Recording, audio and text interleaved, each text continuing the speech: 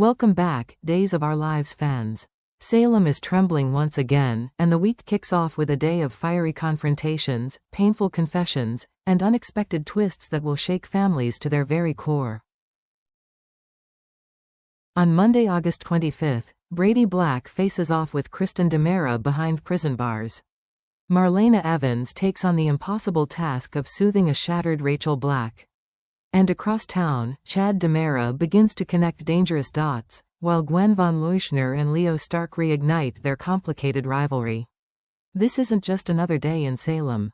This is the day when the lies start collapsing, and the truth claws its way to the surface.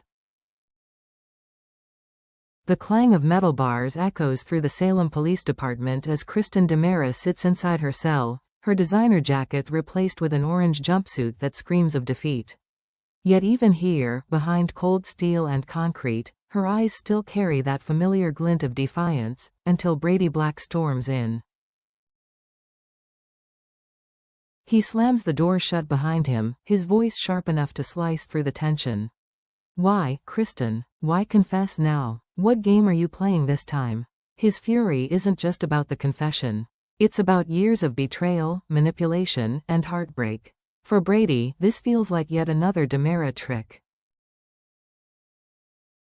Kristen meets his gaze, steady but trembling beneath the surface. She repeats her story like a rehearsed script. Yes, she shot EJ. Yes, she acted alone. Yes, she's guilty. But Brady knows her better than almost anyone.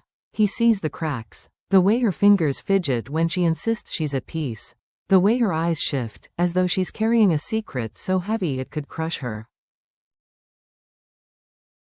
And then it hits him.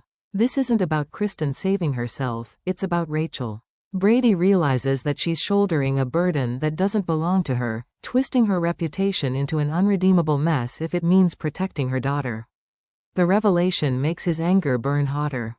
He leans closer, whispering through clenched teeth, "You're not just lying to the cops, Kristen. You're lying to me, and I'll find out the truth, whether you want me to or not." Across town, another storm brews, quieter, but far more heartbreaking. Rachel Black sits curled up on Marlena Evans' couch, her small hands trembling as she clutches a pillow like it's the only anchor keeping her steady. Her mother, the one person she believes in more than anyone, has confessed to attempted murder. Rachel's voice cracks as she asks the questions no child should ever have to ask. Why would she lie to me? Why would she say she didn't do it, and then confess? Each word cuts Marlena to the bone. Because Marlena knows the truth, it wasn't Kristen who pulled the trigger. It was Rachel herself. Marlena chooses every word with surgical precision. She strokes Rachel's hair, whispering reassurances that her mother loves her, that sometimes adults make choices children can't understand. Outwardly, her voice is steady, soothing. Inwardly, she's carrying the weight of knowing that one wrong sentence could shatter this child forever. Rachel's confusion turns into self-blame. She wonders if Kristen confessed because she, Rachel, wasn't strong enough to handle the truth. Marlena feels her chest tighten. She knows this spiral is dangerous. She leans in, promising Rachel she isn't alone, that she has people who will protect her no matter what. But the clock is ticking. Marlena knows secrets in Salem never stay hidden. And when Rachel's memory finally cracks open, the fallout will be far more devastating than this moment of pain. Meanwhile, at the DiMera mansion, the air is thick with tension. EJ DiMera pours himself a drink, trying to steady his nerves as he insists the nightmare is finally over. Kristen confessed, the case is closed.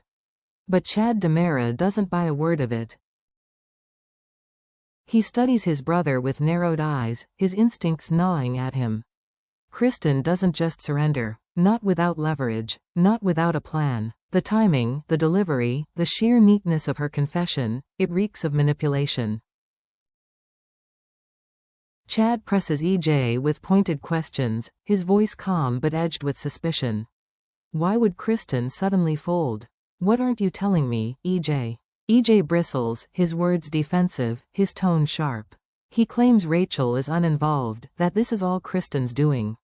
But the harder EJ pushes, the clearer it becomes, he's hiding something. Salem veterans know this dance. Every DiMera lie has layers, every cover-up another mask waiting to be ripped away. And Chad? He's been burned too many times not to recognize the signs. The suspicion hardens in his chest. Something's wrong, and he won't stop until he uncovers it. What Chad doesn't realize is how close he is to unraveling the most dangerous secret of all. That Rachel, not Kristen, was the one who fired the gun. And if Chad keeps digging, he won't just expose a cover-up, he'll blow apart the fragile protection Marlena and Kristen are desperately trying to build around a child who can barely live with the truth herself. In another corner of Salem, the mystery of Kat Green grows deeper. Viewers will remember her bizarre excuse about the James soup delivery, a story so flimsy that even Chad raised his eyebrows. Now, Kat knows she can't just leave it hanging in the air, so she turns to someone who can't ignore suspicious details, Rafe Hernandez. Rafe, Salem's steady lawman, has heard every excuse in the book. But Kat isn't like most people who wander into his orbit. She arrives unsettled yet determined, her voice hurried, her eyes darting as if she's carrying a secret too heavy to hold alone.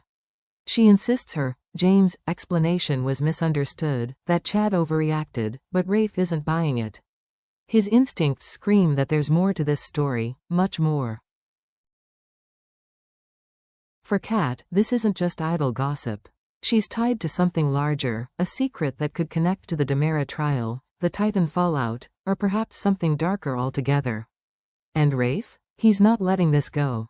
He tells her plainly, if you're hiding something, Kat, it won't stay hidden long in Salem. What makes this subplot intriguing is Kat's duality. Is she a nervous bystander caught in Salem's chaos, or is she a player, carefully laying groundwork for her own agenda? Fans can sense it, this woman is more than just a curious outsider. She's holding a piece of the puzzle, and when she finally reveals it, the ripple effects will be enormous. Meanwhile, Salem witnesses the icy collision of two former partners in crime, Leo Stark and Gwen von Leuschner. Once thick as thieves, their friendship thrived on schemes, sarcasm, and mutual survival. But that bond is long gone, leaving nothing but bitterness and barbed words. On Monday, their reunion is anything but warm. The moment their eyes meet, the atmosphere chills. Leo, desperate to mend bridges, tries to lighten the mood, cracking jokes and flashing his trademark smirk. But Gwen isn't laughing. Her voice drips with venom as she cuts him down with each retort, reminding him of betrayals past and why she has no interest in playing best friends again. For Leo, the exchange is painful. Despite his mistakes, there's genuine longing in his attempt to reconcile. He misses their chaotic partnership, the sense of belonging that came with it. But Gwen? She's beyond nostalgia. To her, forgiveness is weakness, and in Salem, weakness is a death sentence. Their back and forth is sharp, biting, and layered with history. Gwen pushes his buttons with cruel precision, mocking him not just for who he is, but for who he once was when they schemed together. And for fans, it's a reminder that Salem never forgets, and friendships here don't end quietly. They end in fire. As night falls over Salem, the day's chaos forms a terrifying mosaic. Each storyline, seemingly separate, now looks more like fuses all burning toward the same inevitable explosion. Kristen sits alone in her cell, clinging to a false confession that could destroy her life. Brady's fury grows as he realizes she's protecting something, or someone, far more important than herself. Marlena walks the tightrope of comforting Rachel, all while hiding the devastating truth about the gun. Chad sharpens his suspicions, convinced that the DiMeras are hiding another layer of deception. And yet, the drama doesn't end there. Kat Green's cryptic, James' story drags Rafe deeper into Salem's spiderweb. Leo and Gwen's feud reignites old grudges, ensuring that even broken friendships can spark new scandals. Each thread is dangerous on its own. But woven together, they form a tapestry of secrets, lies, and betrayals that Salem cannot contain. The truth is coming, the lies are unraveling, and when the final match is struck, the entire city will burn with the fallout.